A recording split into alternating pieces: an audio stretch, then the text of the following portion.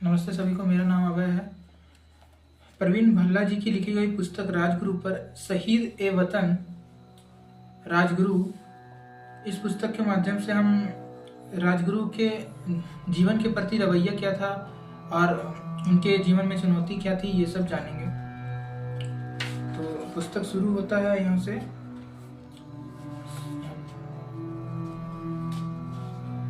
मैं दुनिया से चला जाऊंगा, परंतु मेरी मौत देश में एक नई क्रांति को जन्म देगी।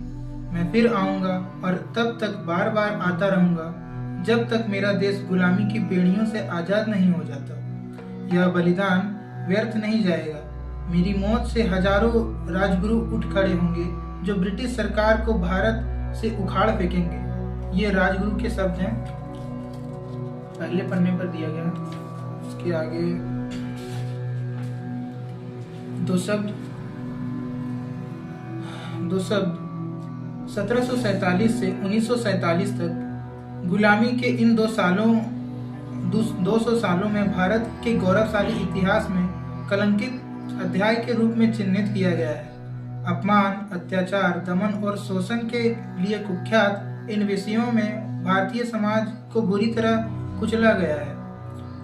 इस समयावधि में जब विश्व विकास के पथ पर अग्रसर था, अंग्रेजों ने भारत का न केवल आर्थिक शोषण किया वरन उसके सामाजिक ढांचे को भी तहस नहस किया। दमन की नीतियाँ द्वारा लोगों की भावनाएं, आवश्यकताओं और अधिकारों को दबाया गया। लेकिन जब प्रकृति का नियम है, अंततः दबाव के परिणाम स्वरूप जनाक्रोश का ज्वालामुखी फूट पड़ा। 1857 की क्रांति इसी ज्वालामुखी की लपेटें थी। यद्यपि कूटनीति और शक्ति के बल पर अंग्रेजों ने क्रांति को असफल कर दिया था, तथापि भारतीय समाज में इसका प्रभाव फैल गया। इसके चलते भारत के कोने कोने में क्रांतिकारी उठ खड़े हुए। ये क्रांतिकारी देश के लिए अपने जीवन का बलिदान करने के लिए तैयार थे। ऐसे ही महान देशभक्तों में एक नाम था शिवराम हरि राजगुरु। क्रांतिकारी साथियों में रघुवर नाथ व एम नाम से पहचाने जाने वाले राजगुरु बचपन से ही देश की स्वतंत्रता के लिए प्रतिज्ञाबद्ध थे। जिस उम्र में बच्चे खेल कूद में डूबते रहते, वे भारत की बदलती परिस्थितियों का अवलोकन कर रहे थे। अंग्रेजों के अत्याचारों का उन्होंने प्रत्यक्ष देखा था। उनकी कूटनीतियाँ, स्वार्थपरता का भी उन्होंने निकटतम अनुभव था। यही कारण है कि उन्होंने अंग्रेजियत को स्वयं ही हावी नहीं होने दिया, स्वयं पर हावी नहीं होने दिया। जालियांवाला बाग की घटना ने उनके जीवन में क्रांति के बीज बो दिए। प्रत्यक्षदर्शी न होते हुए भी कोसों दूर रहकर उनके बालमन ने इस भीषण नरसंहार में मरने वाले निर्दोषों लोगों के दर्द का अनुभव किया। उनका उद्घोष सुना, इंकलाब जिंदाबाद और वंदे मातरम सुना। इन पवित्र मंत्र को राजगुरु ने आत्मसात कर लिया और क्रांति पथ पर चल पड़े। राजगुरु किसी पौराणिक या ऐतिहासिक बलिदानी से कम नहीं थे। वे कलयुग के दधीची थे, जिन्होंने सर्वप्रथम घर परिवार का त्याग किया और फिर राष्ट्र कल्याण के लिए स्वयं को भी आहुति दे दी। विवाह जैसी सामाजिक रीति को अनदेखा कर उन्होंने राष्ट्र सेवा में सुख को तलाशा। पारिवारिक सुखों की अपेक्षा बलिदान के पथरीले रास्ते को चुना। जीवन में उन्होंने अनेक उतार चढ़ाव देखे। उनके बार दूसरों की स्वार्थ सिद्धि का प्रयत्न किया। भूख का दमन किया, दूसरों के लिए अथक परिश्रम किया, परंतु फिर भी अपने पथ से कभी विचलित नहीं हुए। वे गिरे उठे और पुनः अपने अस्तित्व के लिए संघर्ष करने लगे। अन्याय, अनन्य और अनाचार के विरुद्ध संघर्ष की यह प्रवृत्ति देश के लिए वरदान बन गई। चंद्रशेखर आजाद और भगत सिंह राजगुरु के क्रांतिकारी जीवन में ये दोनों उनके महान आदर्श पुरुष थे। यही कारण है कि वे जीवन प्रयत्न उनका अनुसरण करते रहे। एक बार भगत सिंह ने कहा था, राजगुरु मेरा सबसे बड़ा प्रतिद्वंदी है, लेकिन वस्तुतः वह आत्म बलिदान की होड़ है। उसमें ईर्ष्या या स्वार्थ का जरा सा भी अंश नहीं है। वह मासूम बच्चे की तरह निश्चल है। यदि सत्य कहूँ तो उस जैसा मित्र मुझे जीवन में कभी नहीं मिल सकता। वह यारों का भी यार है। राजगुरु के संदर्भ में उनका कितना सटीक आकलन था। उन्होंने भगत सिंह के साथ मित्रता की तो उसे जीवन के अंतिम क्षणों तक निभाया। बात चाहे सैंडर्स हत्या की हो, योगेश्वर को छुड़ाने की हो, असेंबली में बम फेंकने की हो, राजगुरु हर बार शहीदों की अग्रणी पंक्ति में खड़े होने के लिए उत्सुक रहे। उनकी यह उत्सुकता सर्वश्रेष्ठता अथवा योग्यता की अपेक्षा देश पर मर मिटने के जज्बे पर आधारित थी। सापेक्ष में कहा जाए तो राजगुरु का नाम मात्र से शौर्य, धैर्य, त्याग, निस्वार्थता और बलिदान जैसे महान भाव स्वतः ही सजीव हो उठते हैं। हृदय में देशभक्ति और राष्ट्र सेवा का जज्बा जागृत हो उठता है। पुस्तक में राजगुरु के जीवन चरित्र तथा शहादत की पृष्ठभूमि को गूंथने का प्रयास किया गया है। आशा है कि जन्मभूमि को माता मानकर उनकी वंदना करने वाले के लिए यह पुस्तक अमूल्य धरोहर सिद्ध होगी। वंदे मातरम। प्रवीण भल्ला।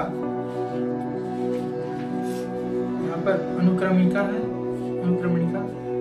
पहला चैप्टर है राजगुरु का इतिहास, दूसरा है शिव का जन्म, तीसरा है दमनकारी रोलेट एक्ट और जालियांवाला बाग हत्याकांड, चौथा है घर से पलायन, पांचवा है स्वाभिमान की जय, छठा है विवाह से तौबा, सातवां है क्रांति पथ पर, आठवां है पहला कदम, नौवां है भगत के भक्त, 10वां है काकोरी कांड, 11वां है साइमन कमीशन, 12वां है लाहौर षड्यंत्र और 13वां है लाहौर से विदाई। यहाँ पे 14वां है असफलता अभियान, 15वां है शहादत का जुनून और 16वां है पीठ में छुरा और 17वां है इनकलाब जिंदाबाद। उसके बाद है आमरण अनशन, उसके बाद ट्रिब्यूनल की नियुक्ति, 20वां है अंतिम भोज, 21वां है अपील, 22वां है शहीद ए वतन, 23वां है शहीदों की चिताओं पर और 24वां है रोचक प्रसंग।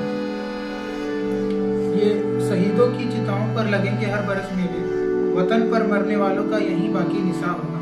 ये राम प्रसाद बिस्मिल की लिखी गई पंक्तियां हैं, इसमें भी हैं। और राजगुरु का इतिहास पहला चैप्टर। वीर मराठों की कर्मभूमि महाराष्ट्र का इतिहास के पन्नों में विशिष्ट स्थान है। महान मराठा शासक शिवाजी के समय से इसकी पहचान भारत के समृद्ध एवं सामरिक दृष्टि से महत्वपूर्ण राज्य के रूप में होती रही है। इसके विषय में प्रसिद्ध था कि यहाँ अन्न फल से अधिक वीरों की फसलें हुई हैं। वे वीर भी ऐसे थे जो देश के आत्मसम्मान एवं स्वाभिमान के लिए प्राणों की बाजी लगाने के लिए हर पल तत्पर रहते थे। इसी राज्य में पूना शहर के निकट चाकन नामक एक छोटा सा गांव था। प्राचीन समय में इस गांव को छत्रपति शिवाजी द्वारा स्थापित हिंदू राज्य की राजधानी बनाने का सौभाग्य प्राप्त हुआ था। इसकी प्रसिद्धि दूर दूर तक फैली हुई थी।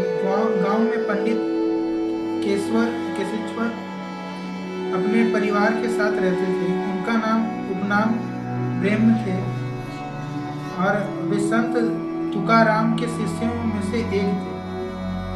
केशेश्वर बड़े विद्वान, ज्ञानवान और बुद्धिमान ब्राह्मण थे।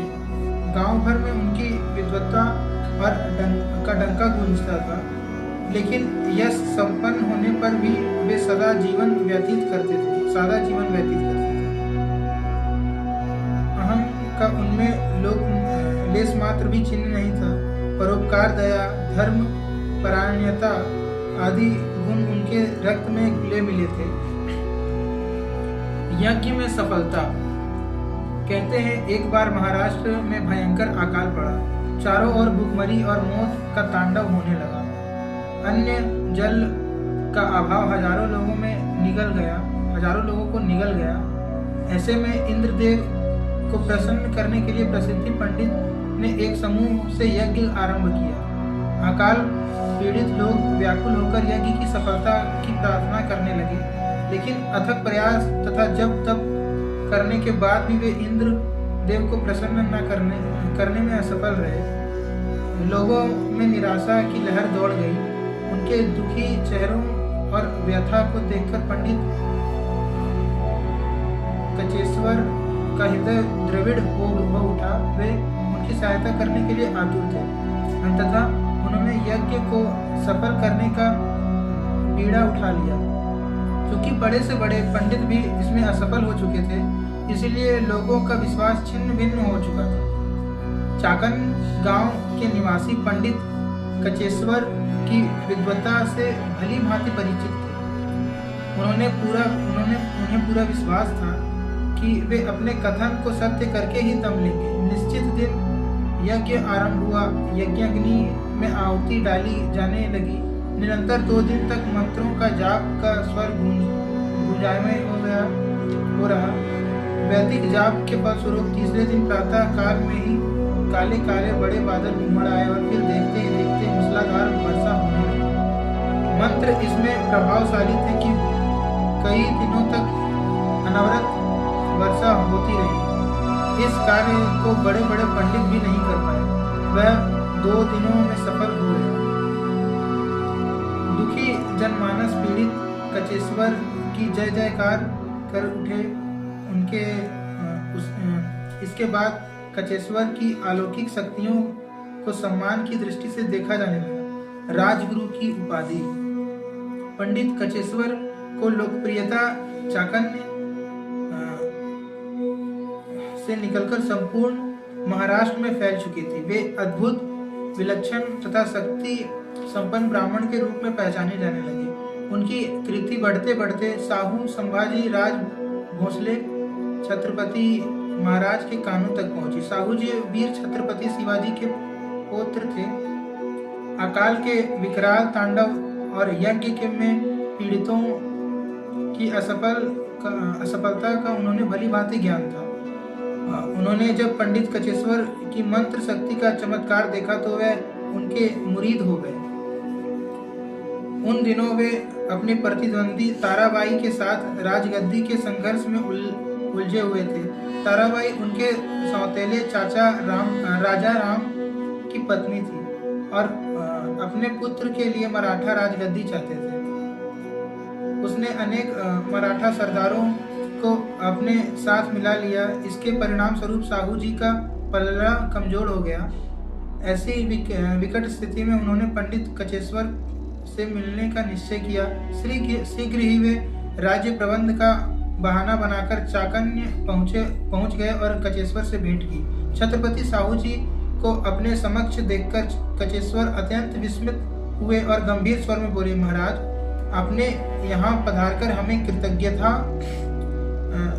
का कर दिया है। लेकिन आपके अकस्मात आगमन से मैं थोड़ा संकुचित हूँ। क्या महाराज कोई दुविधा लेकर आए हैं? आपने ठीक पहचाना कचेश्वरी जी। आप जानते ही होंगे कि इन दिनों राजगद्दी के लिए गहरे षड्यंत्र रचे जा रहे हैं। परिस्थितियां इतनी विषम हैं कि मैं शत्रुओं से बुरी तरह घिर चुका हूँ। यद्यपि मैं अंतिम युद्ध के लिए तैयार हूँ, लेकिन सर्वप्रथम मुझे आपके आशीर्वाद की आवश्यकता है। इसी उद्देश्य से मैं आपके पास आया हूँ। महाराज, प्रकृति के नियम के अनुसार मनुष्य को अपने अधिकारों के लिए अवश्य लड़ना चाहिए। आप भी इस नियम का पालन कर रहे हैं। सत्य को आज तक कोई पराजित नहीं कर पाया है। इसलिए निडर होकर शत्रुओं का मुकाबला करें। मुझे विश्वास है कि अंत में विजयश्री आपके समक्ष नतमस्तक हो जाएगी। मेरा आशीर्वाद और शुभकामनाएं आपके साथ है। आशीर्वाद पाकर साहू जी दुगने उत्साह से भर उठे और लौट गए। इसके पश्चात कुछ ही दिनों में उन्होंने विरोधियों को पराजित कर राजगद्दी प्राप्त कर ली। इस विजय का श्रेय वे पंडित कचेश्वर को देते हैं। उनकी विद्वत्ता और ज्ञान से वे पहले ही प्रभावित थे। उनके नम्र व्यवहार और आशीर्वाद से मिली विजय ने उन्हें मुग्ध कर दिया। गुरु के बिना गति नहीं, यह बात साहू जी अच्छी तरह से जानते थे। इसीलिए उन्होंने पंडित कचेश्वर को अपना गुरु मान लिया और उन्होंने राजगुरु की उपाधि से सम्मानित किया। इसके बाद वे कचेश्वर के वंश अपने नाम के साथ राजगुरु की उपाधि लगाने लगे। साहू जी ने उनके खेड़ ग्राम की कुछ भूमि तथा 3 गांव उपहार स्वरूप दिए थे। पंडित कचेश्वर उपहारों या भेंट के इच्छुक नहीं थे। उनका उद्देश्य परोपकार और निस्वार्थ सेवा करना था। अतः उन्होंने 3 गांवों का उपहार निम्रतापूर्वक अस्वीकार कर दिया। लेकिन साहू जी द्वारा बार बार आग्रह किए जाने पर वे खेड़ गांव में आकर बस गए। पहला अध्याय खत्म हो गया। दूसरा चैप्टर है शिव का जन्म। ये नेक्स्ट वीडियो में आपके साथ शेयर करूंगा।